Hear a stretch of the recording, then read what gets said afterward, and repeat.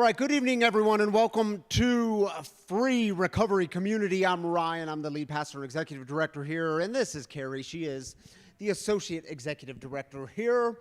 Good to have you all with us tonight. Welcome to those of you joining us online. Glad you're part of this community. Just a reminder, this is a community for addicts, loved ones of addicts, and spiritual refugees. And what we do here is break the silence of addiction while creating space for healing, recovery, and spiritual connection. Which means there is always one thing we don't do in this community. You can shout it out on the count of 3. Are you ready for this? Yes. Yes is the appropriate answer there. 1, 2, 3. We don't do shame. Who was the latecomer? Who was the latecomer? Lex the latecomer. All right, y'all. Carrie's going to tell you some things coming up that you might want to know about. Carrie, take it away. Yes, and if you are new with us, welcome. We would love to get to know you after service. I did not ask her ahead of time, so I am putting her on the spot. But our new cafe manager, Donna, who officially starts on Tuesday, but I'm going to politely ask her now in front of all of you guys if she can help pass out welcome bags after service just outside of these doors. So if you're new and you want to meet Donna, or even if you've come and want to meet Donna, just outside of these doors after service, come see her. She's wearing the yellow Care Bear shirt. But inside those welcome bags, you'll find some fresh roasted Wagon coffee by the amazing Tammy Kennedy and her team at Wagon Coffee. And then we also have some free swag and our meeting schedule. On the back of that card, you'll find a QR code. That QR code will take you to our Linktree page where you can find all of the information, how to download our app, our current meeting schedules, because those get updated all the time when we add meetings, as well as all the different events, as well as to sign up for our newsletter. So if you're on our newsletter, you'll get reminders of what's happening during the week, and then you'll also find out who our guest storyteller is each week. Coming up next Thursday. This coming Thursday. Is our Sober Open Mic. So we are partnering with the Phoenix, and it's sponsored by Colorado Artists in Recovery as well as the Hornbuckle Foundation. You can visit our website to register to perform, and it starts at 6:30. And it's a great time, so you can also live stream it, but it's a fun event to come support other people who are performing some amazing talent in recovery. There is some real talent in this community. Like all sorts. Like there was poetry and musical talents and comics. It's a good time. Yeah. And then we are going to have a fun event on Thursday. I think it's a Thursday. It is a Thursday, yes. June 18th at 6 p.m. in the cafe. We're going to have a Feed the Soul Day. So we're going to ask that you guys bring an item to share, and it's basically going to be like a much cooler version of a potluck. We did not want to call it a potluck because those just aren't cool. So okay, here's all you got to do. Go to your chat GPT and type in, can you please give me another name for a potluck? They're still not cool. Well, Feed the Soul was on there. Oh, was it? Or okay. No, maybe we made that one up. It's actually Feed the Soul, ... come eat. Yeah, because we're very edgy. Edgy, so we made raw. potlucks way cooler. So anyway, come and again, fellowship, I guess, is not really. Come hang out with us and bring some food, eat some good food. You do not have to bring a dish if that is a barrier. Well, because here's what can happen. Sometimes we can come in on a Saturday night and you sit wherever, but then you just come and then you leave and you don't connect with people. And by the way, some of you don't even know about this weird, unique, cool group of people that show up here at 7 p.m. because you're 5 p.m.ers. So what happens when you get some people together and just hang out and eat together? Beautiful things happen. Yeah. That's all I got for you. Is that it? All right. That's it. Thank you, Carrie. You're welcome. All right. Listen, y'all, the way we start here on Saturday nights is with celebrations, but I do want to let y'all know something before we celebrate. We have lost another brother in recovery to this brutal disease of addiction. So I would ask that you hold the Rapp family in your prayers. Austin Rapp, I know many of you knew Austin. Austin volunteered in our cafe here. He was part of this community. He battled this disease and lost the battle this week. I will have more information next week on the service. The service is going to be at St. Luke's United Methodist Church in Highlands Ranch. I was a pastor there, gosh, when was that? 7 years ago now. Anyway, the service is going to be there June 6th. It's a Saturday. I'll give you more information next week for those of you that want to come to that celebration of live service for Austin. But prayers for the Rapp family, prayers for all of his loved ones, friends, this community. And listen, y'all, I know it's been, Tammy and I were talking about it this week. We've had 4 drug or alcohol-related deaths here in the last 11 months. And it affects the community. It rocks people.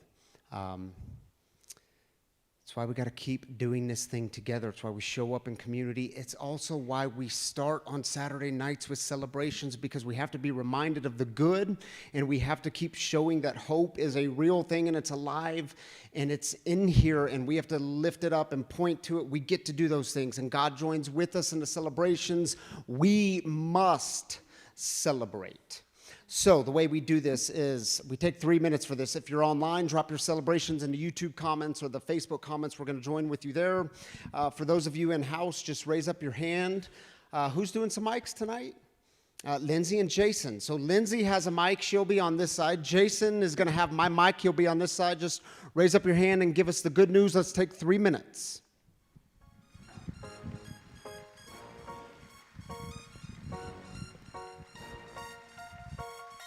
My name is Peyton, and on May 2nd, I celebrated 6 years.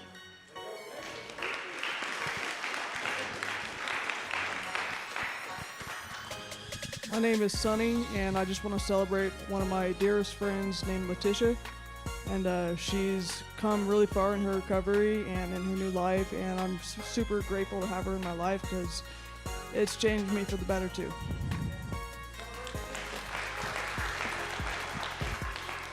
My name's David, and after working at home for 7 years, I moved my business to an office about a week ago, so I'm happy about that.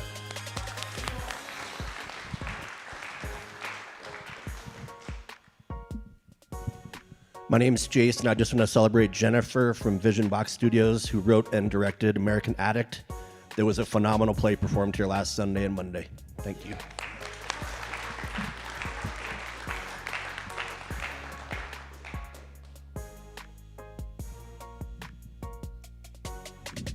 Okay, then I have to say something.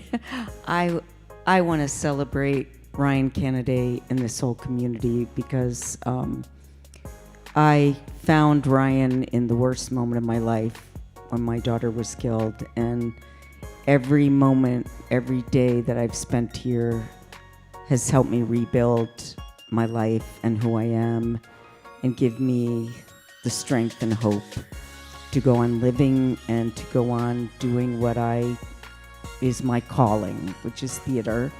And I gotta celebrate Ryan acting in a play. So that's not gonna stop there. Okay, thank you.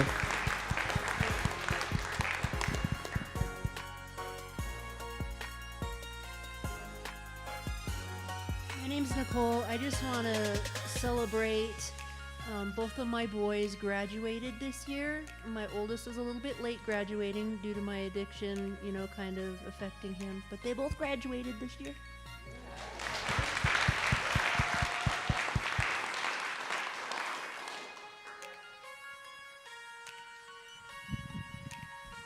Am I allowed to celebrate myself? It's our first time here. It's just our first time sort of here and recognizing and just wanting to be a better person.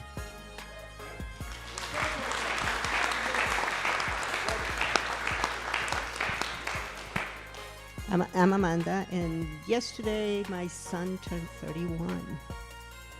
It's his birthday.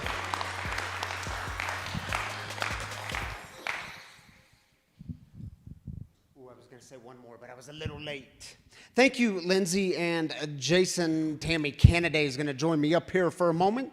Welcome to the stage, Tammy Kennedy. To add on to Jennifer, too, not only did you show up in a play, you showed up in a robe. Oh, man, I was so official. I had my robe on. I had the stole on. I mean, I looked like a real pastor. Man, I don't think I've seen that for like 10 years. It's been 6 years, honey. 6 years. Maybe I'll wear it every now and again here. Probably not. Okay, maybe not. All right, shall we join online people? Yeah, there's our Shanley girl. So thankful for all of you, Shanley and Auntie Kim, tuning in from Chicago. All right, Chicago. We'll celebrate that, Shanley. Jerome Exted says, I'm so happy to celebrate 2 years with my loving, kind, and beautiful partner, Teresa. Cute. Happy 2 years, Jerome and Teresa. Glad y'all are here. All right, that's all we have. Thank you, Tammy. All right, y'all, we are in the third week of this series. Is there something else? No. Oh, just smiling. Usually smiles mean something, not always. Okay, we're in the third week of this series, The Work of Being Human. Next week, man, I can't wait to tell y'all about, about that shark. Because I had this experience in Hawaii, and I want to tell you about it next week. But this week, we have Dr. Corey Latta in the house.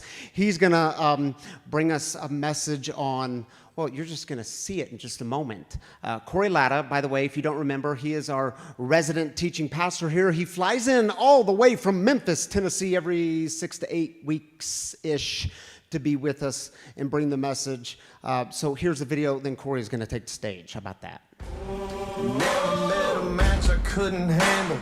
Oh, get ready for a battle, cause you know.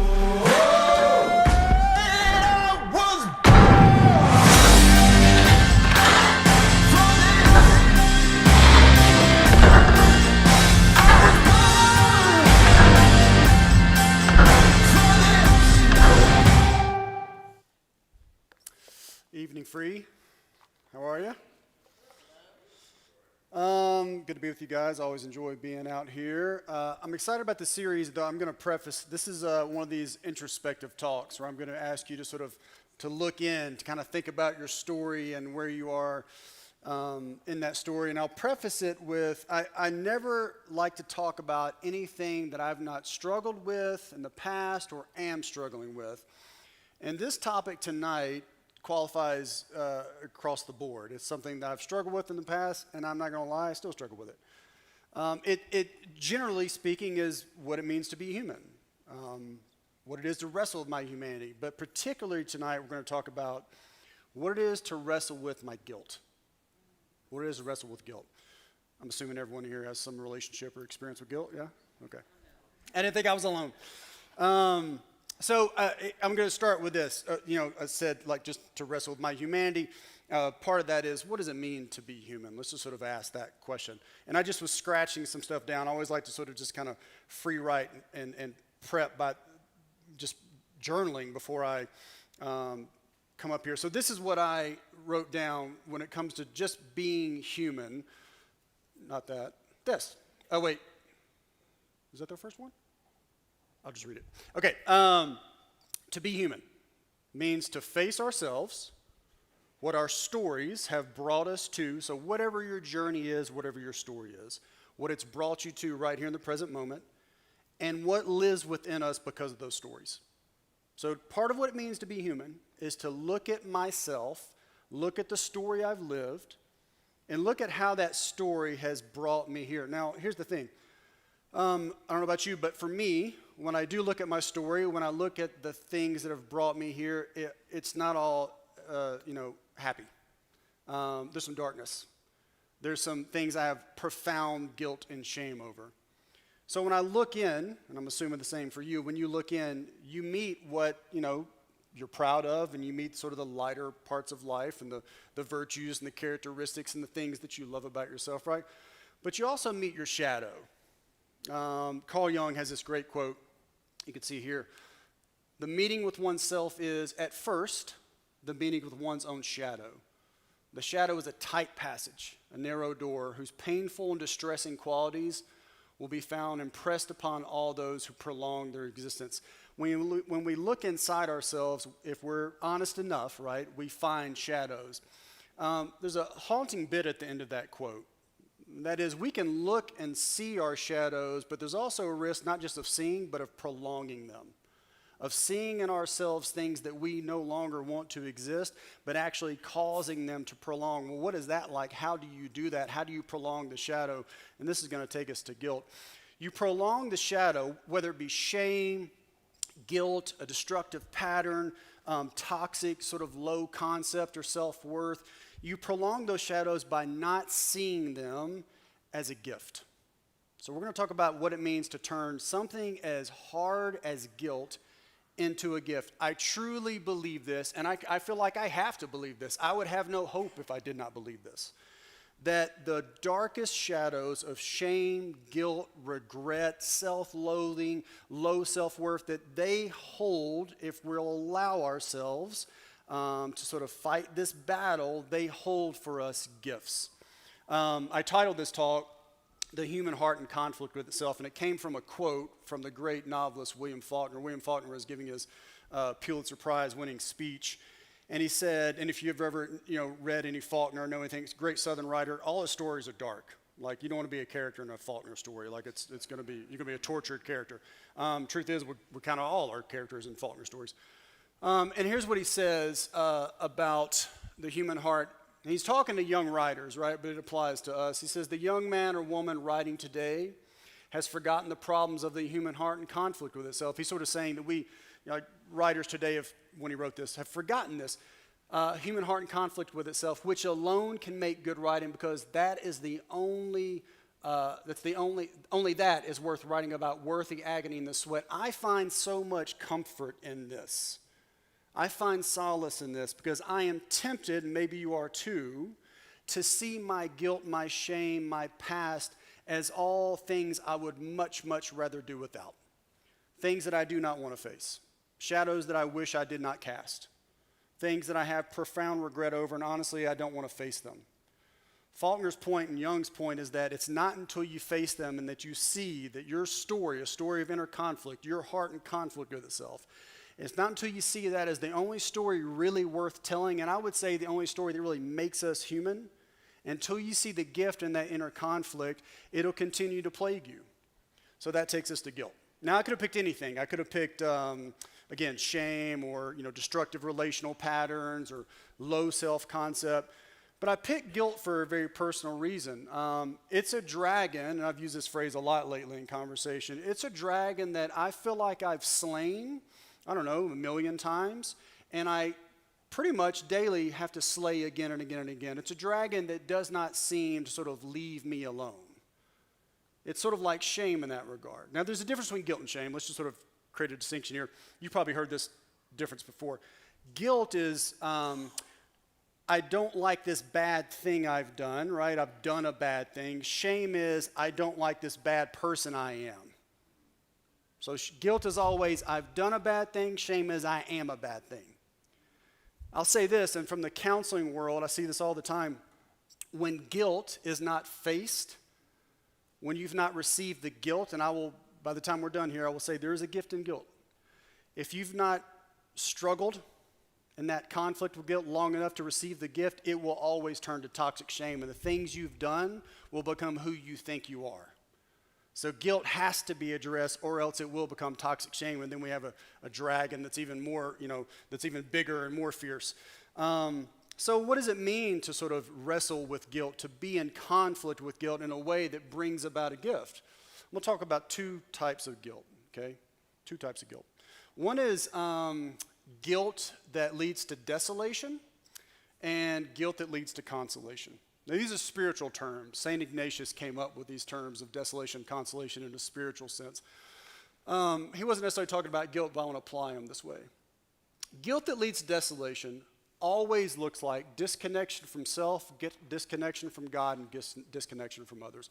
When I sit in my guilt and I'm not able to convert it to gift, when I don't want to engage with the shadow, when I don't want to see that my heart in conflict with itself is actually teaching me something, showing me something, gifting me something, I will, and it's all self, I do this myself, I don't need any help with it, I will disconnect from myself, I'll disconnect with God, and I'll disconnect from you. I will sort of bury myself in it. But there is a guilt that leads to consolation, and consolation, I would describe this way. It's a painful vulnerability that actually opens me to myself, opens me to God, and opens me to you. Assume, again, you've probably had experiences with both these kinds of guilt. I could talk about desolation and consolation in terms of guilt, but I cannot speak about them as well as I can show you what they look like, and I'm going to use 2 films to do that, okay? The first one is going to be Guilt That Leads to Desolation. Anybody ever watched Manchester by the Sea? All right, I'm about to gift you with a movie you need to go home and watch tonight. Okay, so Manchester by the Sea, I think it came out, 15, 16 years ago. Maybe one of the best movies on addiction and recovery that I've ever seen. You want to see Faulkner's The Human Heart and Conflict with Itself? Manchester by the Sea. Casey Affleck, brother of Ben Affleck, wins an Oscar for this film. Let me just sort of set it up so that this clip makes sense. And this clip is viscerally painful. So Casey Affleck plays an alcoholic who one night when his wife is gone, he's got 3 kids. He and his wife have 3 kids. He's living in addiction. I think she may be at work or something like that. The kids are asleep, and he's drunk, runs out of booze, and he wants to go down to the liquor store to get more. So he leaves, and he leaves his kids there in the house asleep. Meanwhile, a log rolls out of the fireplace, catches the house on fire, kills his 3 kids. Oh my God. He himself wants to die. The only reason that he lives is his brother actually passes and sort of says, he's got his nephew to raise, like, you got to raise my. That's the only thing that really gets him by. Okay, so the marriage obviously falls apart. And he hasn't seen his wife, the mother of his kids, for a long, long time. He has sat with an unprocessed guilt, a guilt that leads to desolation for years. So the scene that we're about to watch is he and his ex running into each other for the first time after a long time. She has moved on and she's got a new baby. I'll just leave it there.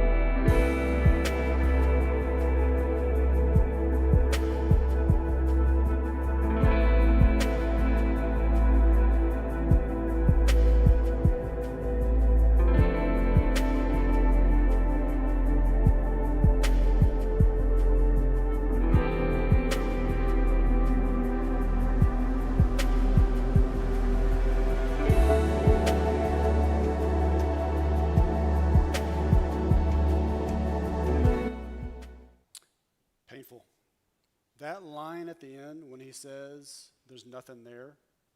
Like, I have never resonated with a line in a film as strongly as I have that line before. Like, even watching that, I was telling somebody earlier, I have to kick up into my head because I will lose it watching that. I mean, I resonate with that. It resonates with me. That's a guilt that leads to desolation, right? That's a guilt that has turned in and created disconnection from who he is, any notion of a higher power, and those who actually still love him. There's nothing there. The way he stumbles through, like, that's the kind of guilt that will lead to a toxic shame that will lead to living life like a zombie, right? Where you're not animated, you're not living in alignment, you're not open, you're not vulnerable. That's the kind of guilt that, if you're not careful, will then spill out on everybody and everything around you. Now, there is a guilt, though, that leads to consolation. It's no less easy. Let me say this. Guilt, like shame, like addiction, like low self-worth, that dragon is hard to slay, and it will cost you. It'll cost you your truth. It'll cost you, that is telling the truth. It'll cost you sometimes your relationships, and it will cost you your ego. But if you allow yourself to tell the truth about your experience, tell the truth about your guilt, you can live consolation, connection with self, connection with God, connection with others. So this clip I picked, I did not know it was a favorite of our very own Ryan. I think it's been shown before. It is, in some ways no less hard. It's still extreme. There's consequences to this scene. But it is a great example of what guilt can produce if it's owned up to, okay? Anyone see the movie Flight, Denzel Washington? Okay, so you probably know this, so you've probably seen it here. This is just to set it up. Denzel, also an alcoholic and a pilot, who remarkably, something goes wrong with the plane that goes down, and just a miracle of miracles, he's able to save many people on board, and becomes this sort of unexpected hero. But he does not get out of his addiction. He persists in his addiction all the way through the aftermath of the flight, and investigations about TSA and all this kind of stuff. This scene is him at a hearing. He has fooled everyone. He is, up to this point, he has not faced his guilt. One of the people who dies on the plane, that you'll see her come up, was a lover of his that he had a personal relationship with. And you'll see the turning point when she is shown to him. And again, this is guilt that leads to consolation if we allow it.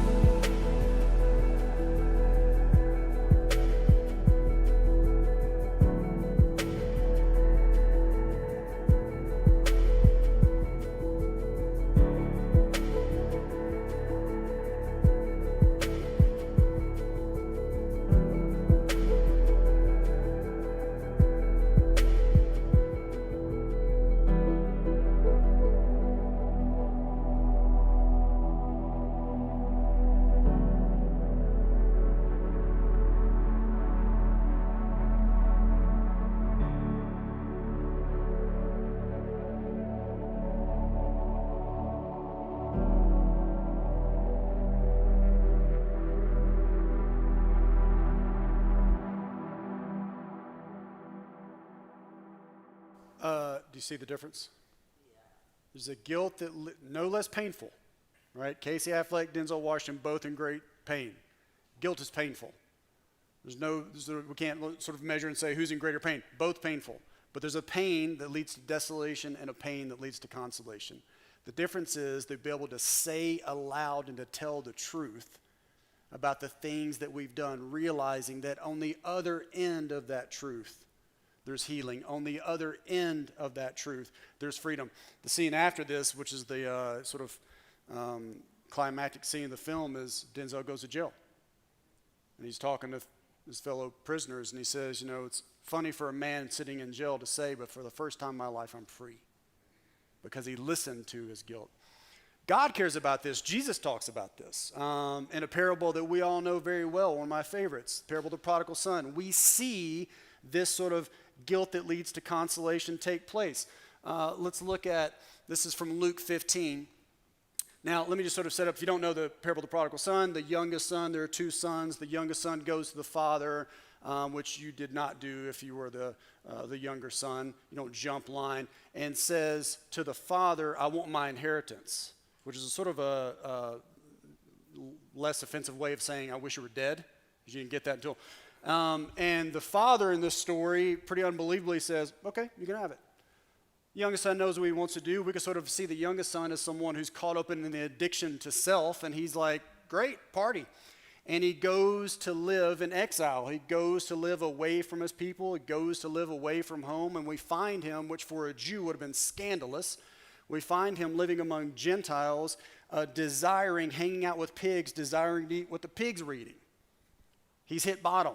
He's exactly where Casey Affleck was and where Denzel Washington was. And we have this maybe one of the most powerful phrases in all of Scripture. Other translations where it says, when he came to his senses, other translations say he came to himself. I would say he faced his heart in conflict with itself. He looked at the shadow long enough, not wishing to extend it or prolong it, but looked at it long enough to say, what do you want with me, and how do I liberate myself from your grip? He comes to his senses and he says, what am I doing, man? I'm like, there are slaves in my father's house that have it better than me. Now, there's still some bargaining, right? He's not quite there. He doesn't really, here's one of the things that guilt will do. Guilt will have you believe that you cannot find belonging again. Guilt will have you believe that you have disqualified yourself from belonging. That maybe you can find some sense of belonging kind of on the outskirts of a community, but you're never going to be in the house again, right? So what he does is he's like, I'll go back and I'll negotiate. I'll bargain. I'll tell my dad, let me just be a slave in your home. That will be better than this, right? So he says, he's kind of rehearsing it, and he says, I'm going to tell my dad, I've sinned against you in heaven. I'll just be one of your servants. Okay, next bit here. So he gets up and he goes, right? And here's the beauty of the story. The father sees him coming from afar. And of course, the father is meant to represent God. Now, why would the father see him coming from afar? He's looking for him, right? He's on watch. And maybe one of the most scandalous parts of the story is, while he was still a long way off, the father was filled with compassion and ran. Let me tell you something. In ancient Jewish culture, as an elder male, a father, you did not run. You would have to literally pull your robe up and expose your legs. That would have been scandalous and shameful. The point of the story is that God will shame himself to rescue you from yours. God will embarrass himself to save you from your guilt. And of course, when the father runs to him, he doesn't even let the son get to him, he runs to him, he embraces him and says, we're throwing a party. Like, my son was lost and now he's home. Here's another way of sort of seeing what's happening in that story. Son, you listened to your guilt. You didn't let it swallow you. You didn't give in to the desolation. And now the gift of consolation and belonging is yours again. So there is a gift in guilt. I said that consolation, if we allow it, leads to a reunion, a connection with self, a connection with God, and a connection with others, if I listen to it, if I have the courage to tell the truth about it. But let me just sort of end with this. what is that gift? Like, how do we get it? What does it require of us? How do I grab a hold of that thing? Let me just give you 3 things to end with, and I want to introduce this song, which is a favorite of mine. Step 1, and I don't know where you are. You may be in the throes of guilt. Like, you may still be wrestling with that desolation. You may, your inner monologue may be, there's nothing there. There's nothing there. The first thing you got to do is you got to bring that out. You got to say it aloud. You've got to bring it into the light. Like, the secret of your guilt or that shame that you cannot give voice to will only grow in power when it lives in silence. You've got to speak it. Take what's in you and bring it out. To do that, you got to find a place and you got to find a person. That's the second thing. Like, the son needed home. He needed his father. Like, Denzel needed a stage to tell the truth on. You've got to be able to bring the things that you've done that you think are so unforgivable to someone. And I promise you this, if brought to the right place and the right person, you will only find acceptance. You will only find belonging. You will only find an invitation to come in the house. And the third thing is, you got to start right now. Like, my relationship with guilt and shame is sort of one of procrastination. I've long told myself, like, yeah, it's a beast, that guilt I have, and maybe I'll deal with it later. Or I don't feel worthy or able to deal with it now. I believe it starts now, and it may start in the quiet of your mind and heart right now, literally now, which is the only time that exists. I mean, this moment now to say, I don't want to hold this thing anymore. I've got to lay it down. I need to lay it down first by just telling the truth that I have it. The song that I chose, I'm a huge Mumford & Sons fan.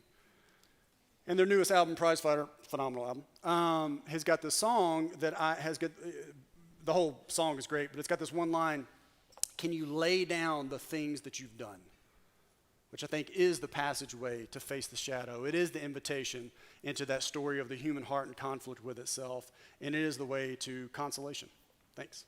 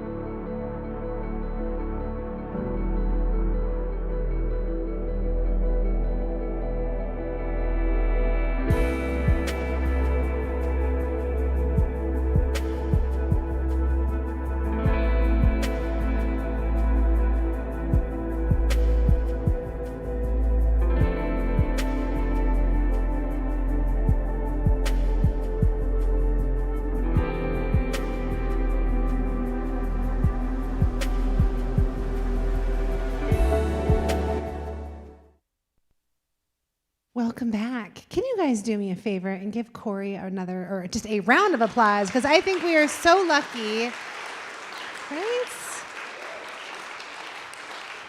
Thank you so much. I know it's hard. Obviously, Ryan does so much here, and there's so much content that goes into this. So to have that much needed break, and then to be able to trust and welcome Corey here. So, and he flew all the way from Memphis. So that's like a whole effort. So I know, right? We can give him a thumbs up.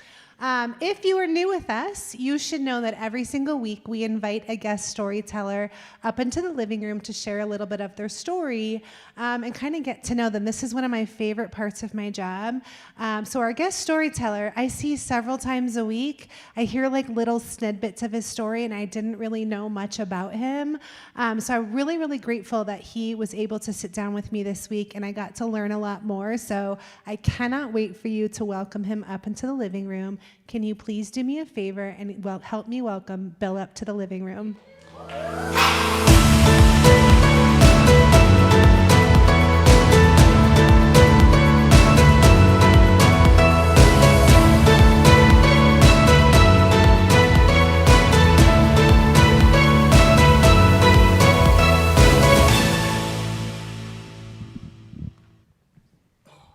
Hi.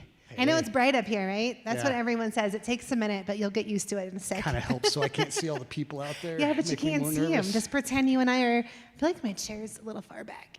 Sorry. I'm going to move it forward so I can see you. Maybe it's the lamp. Anyway.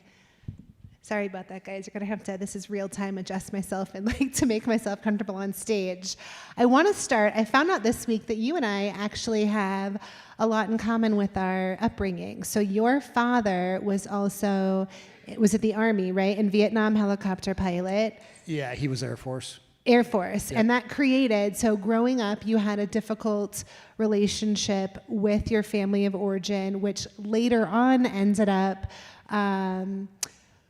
I would say the way you explained it was a difficult time feeling your feelings, that you kind of grew up in a traditional masculine role of like, you're not supposed to feel them or show emotion.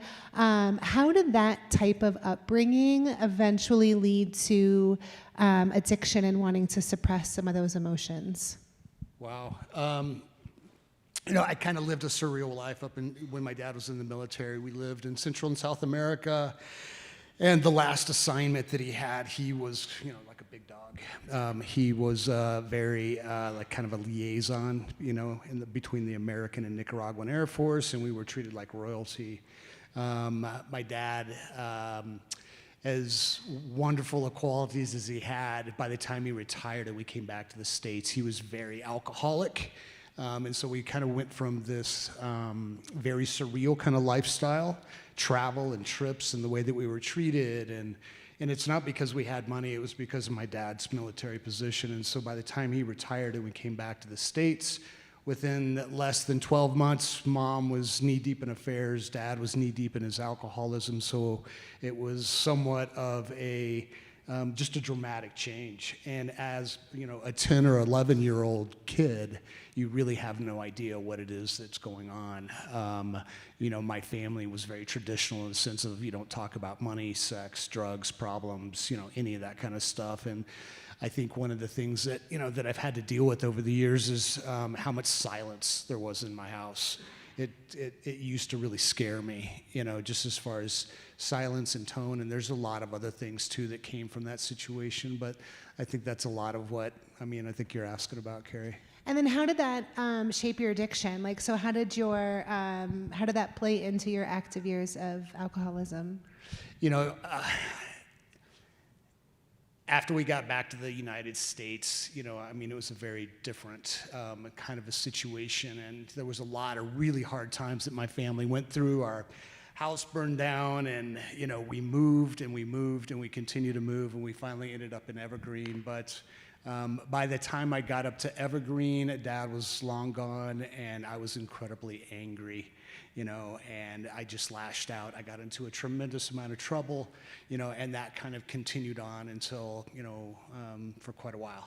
Well, and that was one of the things you had said is, I believe you were a senior or so when you moved to Evergreen, but your high school experience, I think it was, you just never felt a part of. You were always like moving around, bouncing around, and you never felt like you belonged anywhere. Right. And then you had said that like the drinking finally made that kind of quiet. You could like kind of simmer that down a little bit. Yep. In those days, it was really the only time that I felt like that I belonged, that I fit in somewhere. I didn't feel like I fit in at home as I look back. I mean, I probably didn't realize it at the time, but it was really the only time, when drinking was involved that I felt like I was a part of, and I felt like that's, I don't know even how to explain it, just the felt like that I belonged somewhere. And then not to ruin the story, but it didn't turn out very well because you ended up having to quit drinking, right? So that didn't work. That feeling of belonging with drinking did not work. Can you tell us what the end of your addiction looked like? I had no intentions. I think I told you this too earlier this week that, I had no intentions. I wanted to be away from home, and I didn't care what that looked like, but. I had made a lot of money. I lost a lot of money. I don't know that I'm much more of a special drunk than anybody else, but what the end of it looked like, is that what you're asking? A mess, an absolute mess. Heavy depression, loss of job, all the kind of stuff that comes along with alcoholism, but it was just super dark. I had lost my wife, her boys were gone, they had taken my kid, I was cleaning construction sites, I was barely getting by, no driver's license, active warrants for my arrest. That's what it looked like. And, my ability to understand, I made the decision to stop drinking hundreds of times and I could never do it. For me, it really did have to get to the point where it was just so physically awful for me that, I guess it just burned enough of an imprint in my brain that it was painful enough that I finally was able to quit. One of the things that I love about your story is you had some, what you would call dry years. So you were actually like kind of in and out of working a recovery program, but not really taking it seriously. And I think you said it was the first 10 years that you were absolutely miserable. So you were doing the thing. You weren't actually taking drugs or alcohol, but you didn't find that happy, joyous, and free life that everyone talks about.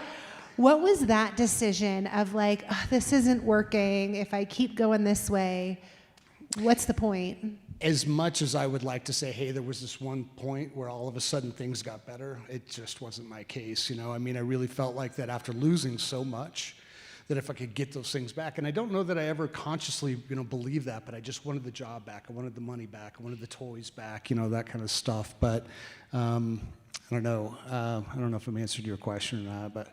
Well, then so what did you do to switch that? Like, how did you actually, what was the determining factor of, if I want something different, I'm going to have to do something different? I think I realized like how absolutely miserable I was. When you talk about not engaging in recovery, I wasn't drinking and I had stopped, the drug use for a little while. And I probably went through, a half a dozen to a dozen sponsors. I can't tell you why I didn't finish up, but there was just many times where, I kind of hit milestones and things were really getting good. And then I would go back to chasing the job or chasing a relationship or doing those kinds of things. And it took me quite a while to realize how important it was to not only get through the step work, but continue to come to meetings, follow directions, and help people. And I think that's one of the things, I don't know if you guys have seen the flyers from Zach Bloom when he does the Back to Basics and the Recovery Roadmap. So you're one of the is it co-facilitator? I don't know what your role would be, co-facilitator. But so now it's a very different life for you. So you're very active in your recovery process, going to meetings, working with other people. And then also in your recovery journey, you've actually had to take an additional approach and get additional help because now your son, so you've actually had to be on the other end of addiction now, and all your recovery wasn't going to save your son. And can you tell us what it looked like about knowing what the disease of alcoholism looks like and knowing that you cannot make your son want it, that he's going to have to do it on his own? I've I finally got full custody of my son when he was about 15. He's 24 now, and I love that kid dearly. And I've got a good relationship with him. I can talk to him about just about anything, but he's been drinking alcoholically for probably about the last 3 years.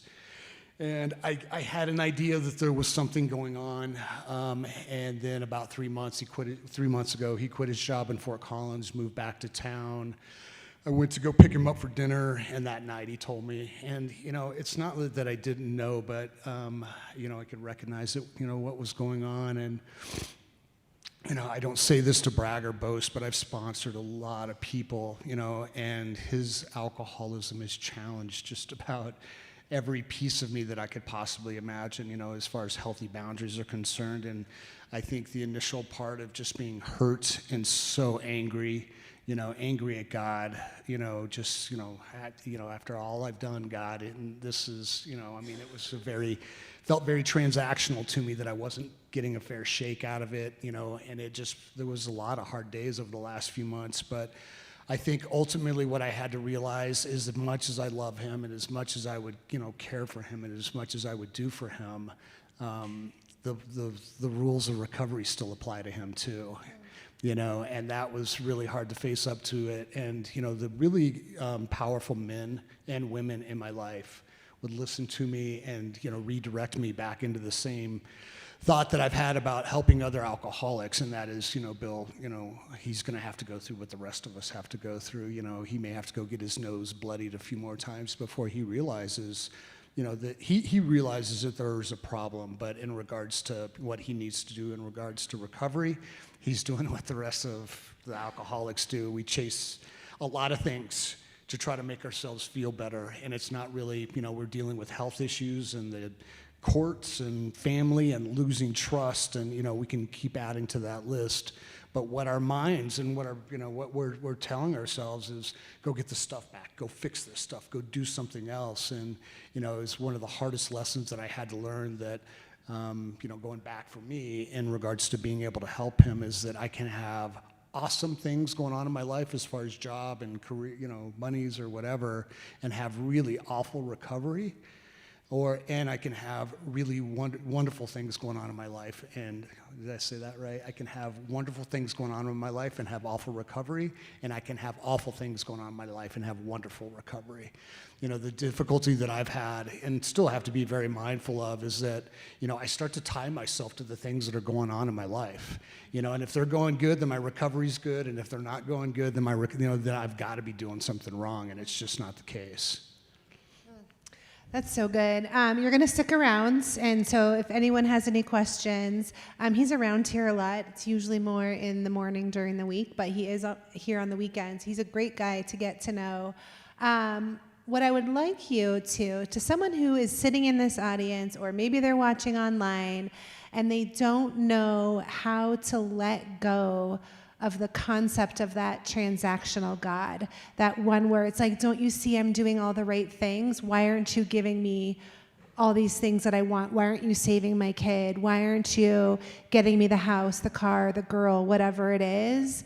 What would you tell someone sitting out there tonight who might be struggling with having to change that conception of a higher power from that transactional God? I go back to what I've been taught through AA, through a lot of wise men around this place, and it's, what they've taught me is that I don't have to believe in God to be able to pray and meditate, and I can get you through the step work, and I don't care what you believe in. You know what I mean? And that's a really difficult concept. Sometimes when we sit in the meetings, it feels like that I'm going to have to do something, either God is or God isn't. And I was like, my typical answer to that is, well, it is now, but give me about 5 minutes. I mean, and that's really a lot of sometimes how it feels when those those hard days are coming along. But I think for the new person, it's just like you trust. Trust what's going on here and what you see. What I said a couple minutes ago is that it's not just the alcoholism that we have in common. It's what happens to us when we stop drinking. And that I can help you with. And it's via the step work and being able to help people, and it's so important. And it's not, I haven't thought about drinking or not drinking in a really long time, But what I do know is that if I start staying away from meetings and helping people, I will become the most self-absorbed. Selfishness and self-centeredness is the root of our problem.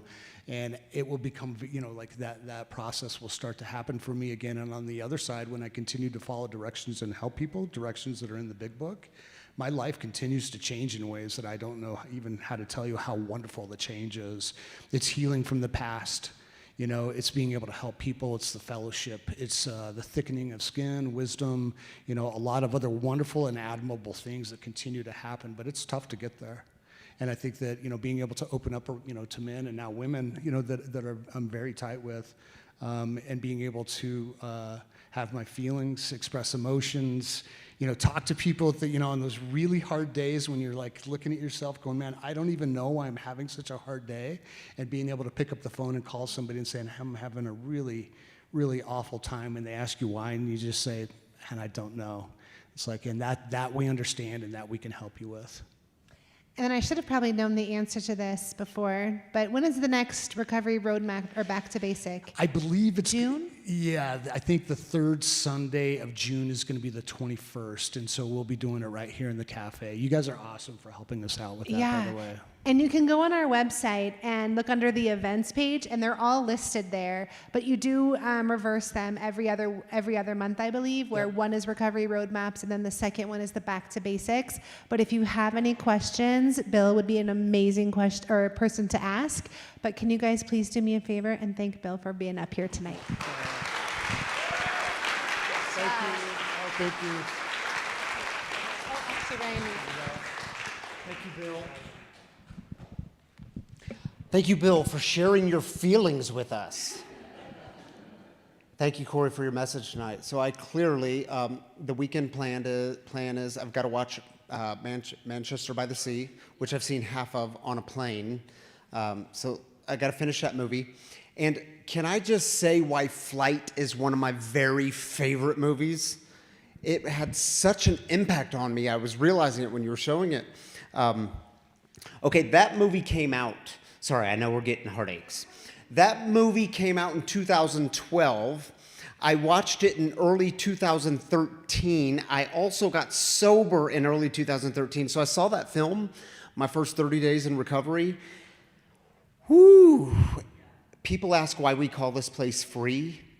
That line when we didn't show it tonight, but y'all got to watch that movie, because right after that scene, you get the scene in prison, and he says, for the first time in my life, I'm free, and it came from this place of honesty. Why do we call this place free? It's one of our 4 things that we stand for: new life, grace, compassion, love, and forgiveness. These are the things that set us free, and they are always freely given by God, and it starts with that place of honesty, the healthy place that guilt can lead us to. So thank you for that, brother. All right, I'm done with my sermon now. How about that? We are going to do some heartaches. This is how we end our service here on Saturday nights, end our time together. We open with celebrations. We close with heartaches. Maybe you're carrying some heavy things. You're carrying some burdens. You need some prayer, some encouragement, some lifting up. That's what this time is for. So again, we take 3 minutes for this. Lindsay will have a mic again on this side, and Jason will have one on this side. If you're joining us online, drop your heartaches in the YouTube comments, Facebook comments. We'll join with you there. And this time is yours.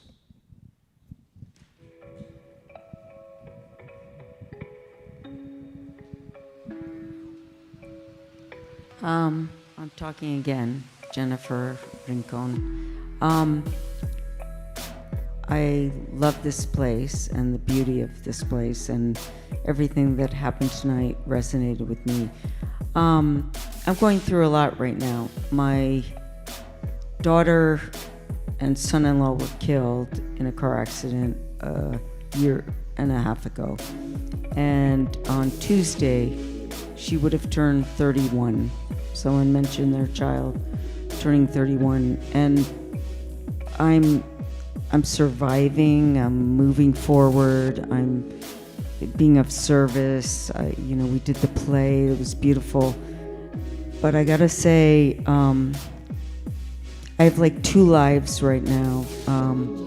The life of a person in recovery and work, but the life of a mom whose daughter was killed.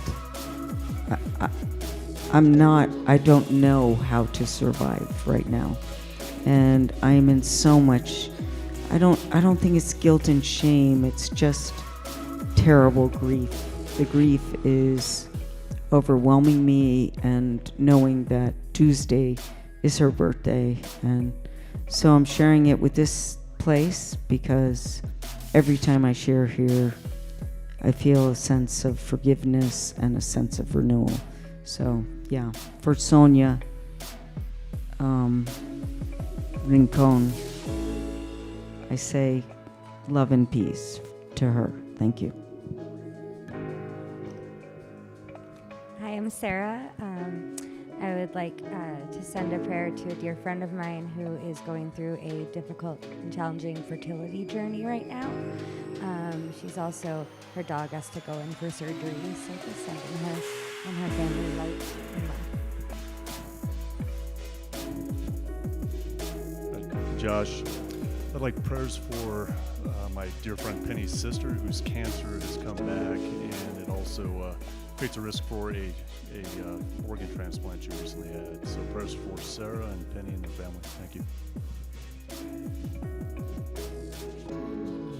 Hi, my name is Mandy, and I'm just asking for prayers for my brother Kevin. He started drinking again, and we know it's a slippery slope, so. Hi, my name is Lauren, and I just want prayers for my mom. She had to put her dog down yesterday, so she's very sad. So, yeah, thanks. Name is Weston, and I think I mentioned this the other week, but my uncle was put into hospice care, and so he's definitely on his way out. My parents say he's just not recognizing them at all. But a quick celebration of how my mom has been able to spend a lot of time with everyone in the family and taking care. So thank you. All right, lifting up the family, Weston. Glad you're here, dude. Thank you, Jason. Lindsay, do you want to join me up here and read some online heartaches? I mean, screw it. What? That's the best response I've ever heard. Let's coming up go. on, Carrie says that every week, by the way. Screw it. Why not? I mean, all right. Thank you, Erica, Lindsay, and Jason for passing some mics. This is Erica. Yes, this is Erica. This is Erica Garrity. Yep. Asking for prayers that the docs at UC Health figure out why my body is still fighting pneumonia since 4/29. Erica, we're praying for you, and I'm glad you're okay, but sorry you're in the hospital again. Yeah. Prayers for you and David. Sheila, so you do one, then I do one, then you do one. Are you sure? Yeah, that's just how it's going to go down. Sheila says, pray for my doctor on Chris. He is in the hospital as a result of his meth addiction. He can't yet take the first step. Prayers for him and prayers for you, Sheila. I'm glad you're with us tonight. Glad you're joining us. Absolutely. This is Stephen Salip. Please pray for my 101-year-old mother-in-law. Wow, in the hospital with pneumonia, still mentally sharp and wanting to get better. Way to go. 101. Prayers for her, Holy Stephen. Glad you're with beans. us tonight. Yeah. Lifting her up. Thank you, Lindsay, for being up here with me. Yes, absolutely. All right, I'll take that from you. All right, y'all, if you've been impacted by the mission here of breaking the silence of addiction, if this is your home, your community, your people, whatever you call us here, we are really grateful for your giving. We rely on your generous giving here. It is the way we keep going, so thank you for being a part of it. If you want to donate to Free, there's a few different ways you can do it. You can download the app. All of our messages, Guest Storyteller, schedule, events, everything's on the app. There's a giving button. You can give one time or set it up to be recurring. You can do the same thing on the website, freerecoverycommunity.com. Or for those of you in-house, there's giving boxes outside these doors, those back doors, if you want to give cash or check. There's also the Kind kiosk, the one-tap system, a fun, safe, secure way to give. And really, thank you all for being a part of it. I know some of you have made that a part of your life of giving, and you didn't used to have any sort of practice of giving, but you do now, and it's a sacrificial practice for you, and it truly does mean a lot. And I try to remind you every week, even if you don't give here, please give somewhere. Find a place of people in need and give, because giving changes you, and we're really grateful for it here. It truly does make a difference, so thank you. Whew, shall we go out with a prayer? Yes, again, the appropriate answer. All right, I'm going to invite y'all just to open hands. Yeah, just a simple sign of openness. And yeah, maybe you've got some guilt floating around in your life, and what are you going to do with it? Maybe tonight you're open to doing something healthy. So just take a moment and breathe. Yeah, welcome in the day, Spirit, God who is breathing life in you all the time and around you. And if you don't know the 7th step prayer, well, we'll pray it together. It's on your screen, and it goes like this. My Creator, I'm now willing that you should have all of me, good and bad. I pray that you now remove from me every single defect of character which stands in the way of my usefulness to you and my fellows. Grant me strength as I go out from here to do your bidding. Amen. Grace and peace to you. See you next time.